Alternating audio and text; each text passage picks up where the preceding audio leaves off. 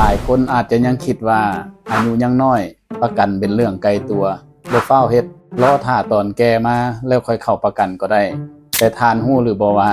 ระหว่างทางในการใช้ชีวิตของคนเฮาจะอยู่ไปถึงตามมื้อที่เฮาวางแผนนั้นไว้หรือบ่หรืออายุเฮาจะอยู่กายนั่นไปบ่มีไผสามารถคิดไล่คำนวณได้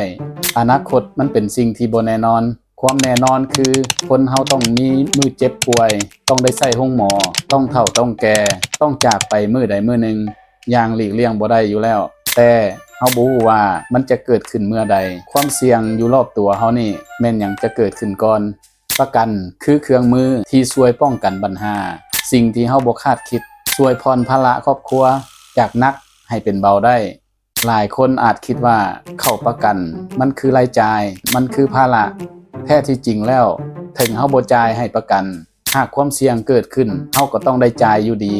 เช่นว่าถ้าเฮามีการเจ็บป่วยแล้วต้องได้เข้าโรงหมอถึงบ่มีประกันจ่ายเฮาก็ต้องได้หาเงินมาจ่ายให้โรงหมออยู่ดี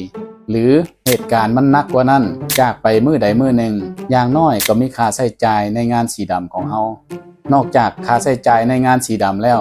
ยังมีภาระต่างๆที่เหลือไว้ให้คนเบื้องหลังต้องจัดการต้องสู้ชีวิตต่อไปอีกต่างหาก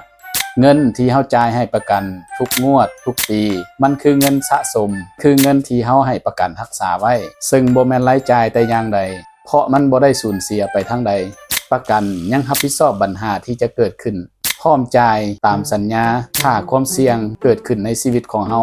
ขึ้นกับมุมมองการพิจารณาของแต่ละคนว่าประกันนี่เฮาควรจะมีไว้หรือจำเป็นต้องมีหรือบ่ไผเข้าประกันก็มีประกันคุ้มครองไผบ่เข้าประกันก็เปรียบเหมือนเป็นบริษัทประกันเอาเองหมายความว่า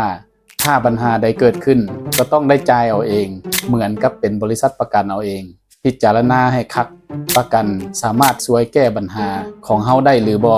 หรือเฮาจะจัดการปัญหาเอาเองโดยที่บ่ต้องพึ่งประกันขึ้นกับการพิจารณาตัดสินใจของไผของมัน